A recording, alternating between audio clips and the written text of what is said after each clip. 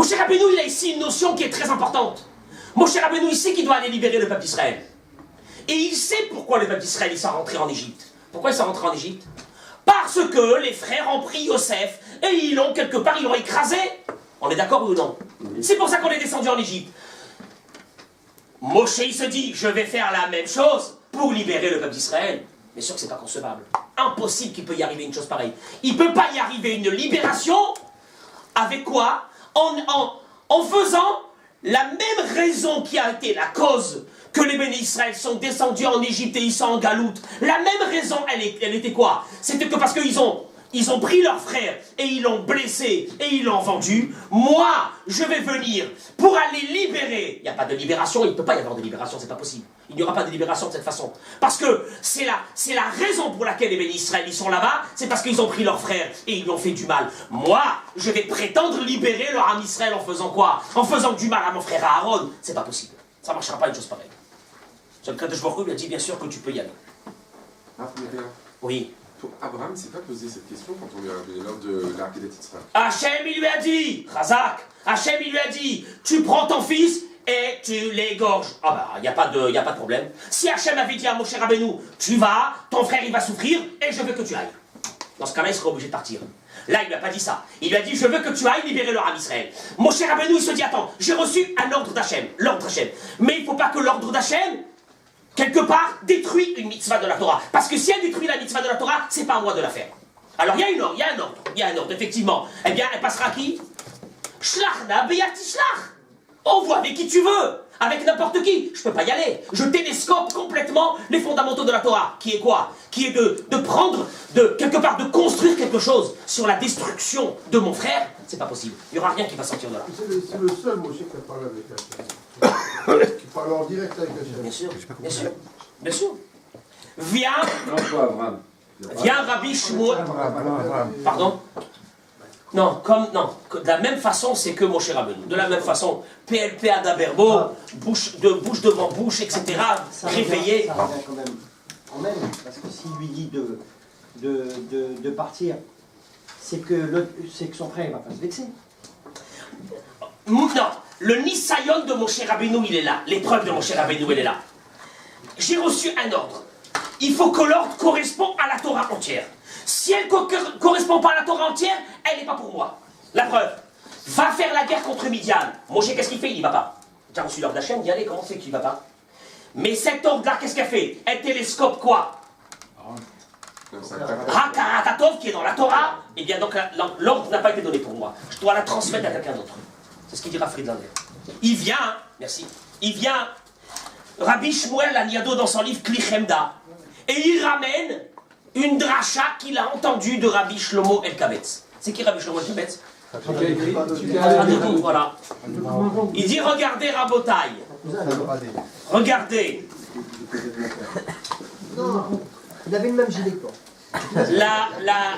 La Géoula, messieurs, ne peut pas venir, la Géoula ne peut pas venir quand il y a de la haine, quand il y a de la discorde. C'est pas possible. Il fallait que Moshe Rabbeinu, avant qu'il aille, il s'assure que quoi? Que son frère, lui et son frère, il n'y a pas de problème. Il n'y a pas de problème.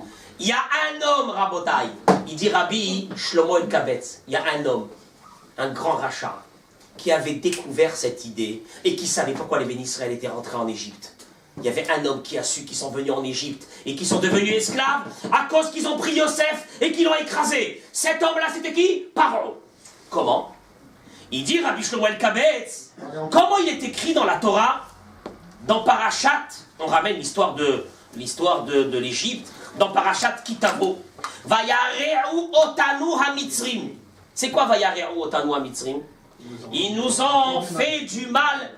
Non, il dit Rabbi Shlomo El-Kabetz, il aurait dû être marqué Vayare'u lanu hamitzrim. Ils nous ont fait du mal, les Égyptiens. Il est écrit Vayare'u otanu. Ils nous ont rendus mauvais, les Égyptiens. Paro, on va le voir, il a travaillé pour qu'entre nous, il y ait la guerre.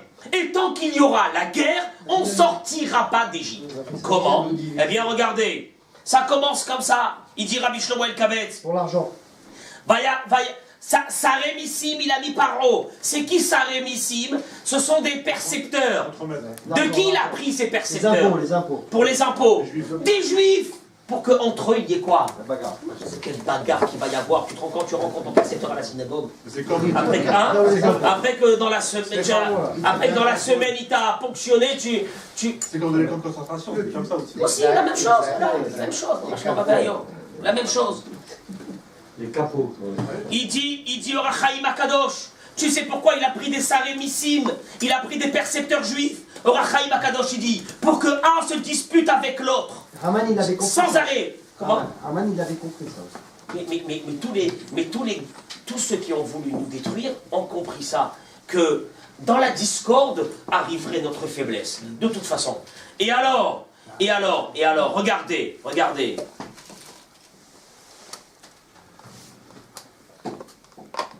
Moshe, il vient, il demande à Paro de libérer les bénis Israël. Quelle a été la réaction de Paro tout de suite? Ah ben c'est comme ça. À partir de maintenant, même la paille pour faire les briques, je ne leur donnerai pas. Il dit le Midrash. À partir de ce moment, qu'est-ce qui s'est passé? Une panique monstrueuse. C'était quoi? La discorde.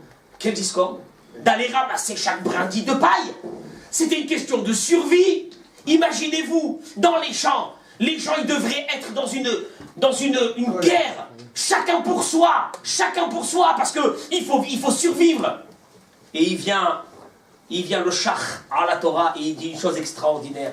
Chacun, regardez un petit peu quand on arrive au summum de la difficulté dans le Ham Israël, qu'est-ce qui se passe? Chacun, après qu'il avait terminé de faire ses briques, il partait aider son voisin pour continuer à faire des briques. Mais Paro, il a essayé une chose. Il n'a pas réussi, Baruch Hashem. C'est quoi? C'est de Vayare'u otanu hamitzrim, de nous rendre mauvais les uns avec les autres. Avec ça, il savait, il n'y a pas de Géoula. Laisse tomber, c'est pas la peine. Il n'y aura pas de Géoula. Comme ça, il dit Rabbi Shlomo El-Kabetz. Rabbi Yosef de Salant, il ramène, écoutez bien, ce Targum Yonatan. Vechamushim alou bene Israël meret mitzrayim. Ça veut dire quoi, Vechamushim? Armée, ils sont montés, c'est la traduction.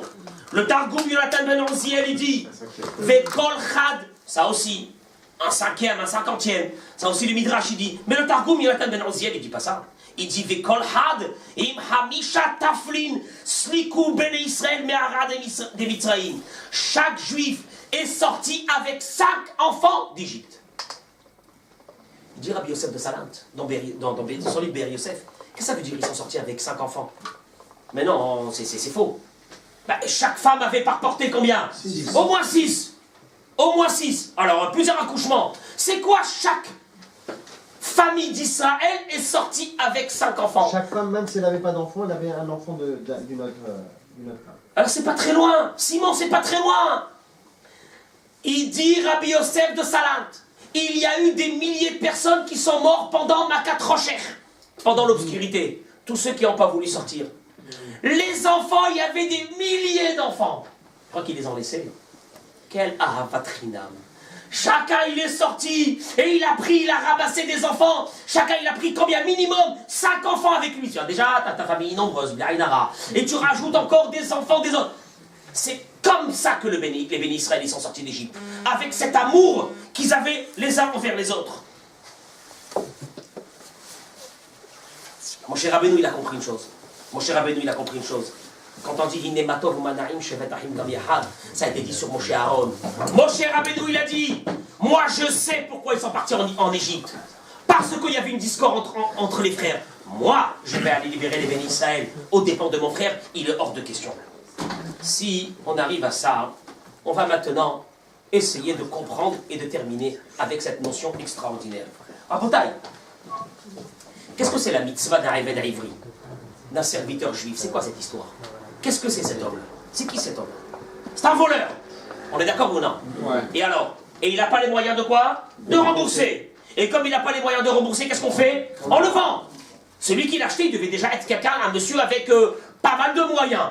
Parce que la somme qu'il va débourser, elle est très grande. Mais moi, je vous pose une question, Béhémet. Quelqu'un qui a fait un dégât à son ami, je ne sais pas, il lui a pris sa voiture, il a fait rentrer dans un mur. Je ne sais pas, une voiture qui vaut 500 000 €. Il n'a pas de quoi payer. Est-ce qu'on le vendait? Non. Non. Pourquoi on ne le vend pas? Pourquoi on vend... Non, mais pourquoi on vend l'esclave? Pourquoi on vend le voleur? Pourquoi est-ce qu'on vend le voleur? Il n'a pas d'argent. Un homme qui n'a pas d'argent, pour eux, il t'a fait une affaire, il t'a fait perdre 500 000 euros. Est-ce qu'on le vend? Il n'a pas d'argent. Non. La Torah, qu'est-ce qu'elle a dit? Qui en vend seulement? Le voleur. Le voleur. Attends, une seconde. Qui a fait à l'insu. Hein?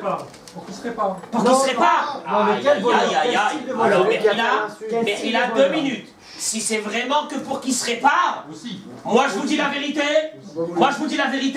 après qu'il a passé 6 ans là-bas, aucun ne veut sortir.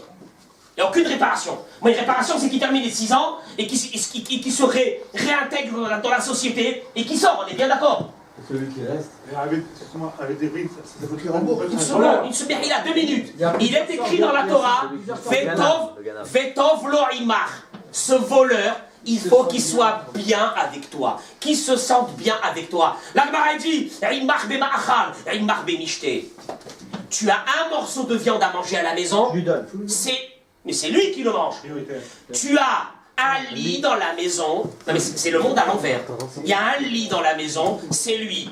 Il arrive la veille de la fête, tu achètes un costume, lui il vient et te dit, et moi? Ah mais il a j'ai oublié, il n'a pas t'as oublié, donne-moi le costume, je le mets. Et pour le Shelah Olam, la Gemara est terminée, elle dit, celui qui a acheté un esclave, il a acheté un maître sur lui. Ça veut rien dire, c'est quoi cette histoire-là? Et alors, de deux choses. Mais il a, déjà, c'est un voleur. Déjà, de faire entrer un voleur dans la maison, C'est un danger. ouais, c'est un danger. C'est chelou. Mais pas seulement que tu fais rentrer un voleur dans la maison, mais en plus, il faut lui faire quel kavod. Je sais pas moi, allez, prends un truc. Tu fais ton verre avec le kidouche, tu as un beau verre en argent. Ichmot Shabbat, tu commences Shabbat, Mekoudash, et tu dis que Shabbat, Mekoudash, et moi? Ah ouais, alors excuse-moi, tiens. C'est lui qui fait le kidouche. Mais c'est la halakha. C'est une obligation. Mais c'est terrible, ça veut dire quoi? Alors, encore une fois, si c'est que pour réinsérer dans la société Béhémet, il n'y a plus aucun homme qui veut sortir. Il est presque, on lui trouve toutes les 2 oreilles. Il devient voleur à vie. Mais il veut rester. Mais c'est une vie extraordinaire. C'est quoi cette halakha? Un homme qui a volé, c'est-à-dire l'homme le moins fréquentable, je le fais rentrer chez moi à la maison et il devient mon patron. On est d'accord? Parce qu'au bout de 6 ans. Eh bien, Rabotai. Comment? Alors, c'est comme ça. Tu le gardes pendant 6 ans? Le gilet, il n'accepte pas. Voilà, je vous le dis d'avant. Sans accord, il ne prend pas. Le voleur, il ne prend pas. D'avance. Arrête d'embêter ton Rabotai, si on peut développer une notion. On est descendu en Égypte à cause de quoi? Il dit, on a vu tout à l'heure, à cause de quoi on est descendu en Égypte?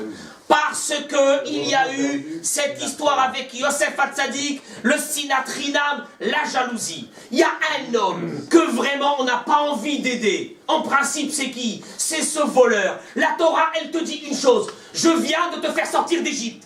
Je te dis la première loi fondamentale du peuple d'Israël. Tu sais c'est quoi la première loi fondamentale du peuple d'Israël? Une chose. Ahavat Rinam.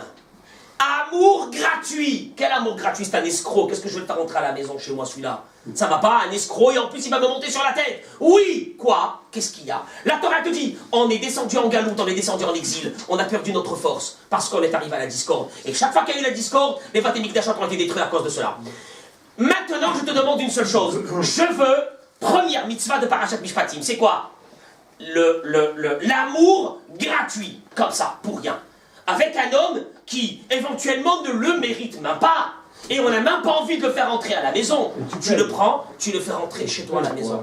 Comment? Et tu payes pour avoir. Et c'est pas ça. Et s'il est marié, il a une femme avec des enfants dans le civil, il faut leur donner à manger, mais c'est de la folie. Ça veut dire quoi? La Torah te dit, la base du Ham Israël est basée sur une chose qui s'appelle Ahavat Rinam. De l'amour gratuitement, d'aimer son prochain gratuitement. En quoi? Et on termine avec ça, arriver à une idée. C'est quoi l'idée? Rabotai, on vit dans une société béhémeth, hein. On vit dans une société, c'est très difficile, où c'est que les gens se replient sur soi-même, les gens ne sont pas... Quand est-ce qu'on peut dire qu'on a fait pour la dernière fois Ahavat Rinam? comme ça, gratuitement, parce que pour faire du bien, pour aimer quelqu'un, parce que c'est... Akadosh Baruch Hu nous l'a demandé. Parce que c'est ça qui va nous apporter notre Géoula. Et notre Géoula à nous, même à nous, la Géoula qui est... que chaque personne attend dans sa vie, elle lui vient de quoi? De la même façon. Elle lui vient de ce qu'on appelle Ahavat Chinam. Ahavat Chinam. Alors, de le faire avec son prochain, c'est bien aussi, c'est très bien, mais toujours je tiens à le rappeler, et je le rappellerai encore, et encore, et encore. Ahavat Chinam, c'est beaucoup à la maison. Ahavat Chinam, c'est beaucoup avec sa femme. Ahavat Chinam avec sa femme, oui. Comment? Bien sûr, mais bien sûr, on le sait. On est tous mariés, Baruch Hashem, depuis de nombreuses années. On sait qu'est-ce que ça veut dire Ahavat Chinam avec sa femme. Mais il faut savoir une chose, c'est que derrière cette Ahavat Chinam se trouve la libération de chaque être humain. Et Haz Veshalom, derrière la Sinat Chinam, se trouve, on a vu, la catastrophe qu'on a eue. Akadosh Baruch Hu te dit, la première mitzvah de la Torah que je mets, c'est laquelle? Cette mitzvah qui est quoi? De l'amour gratuit. Allez, de l'amour, tu sais comment?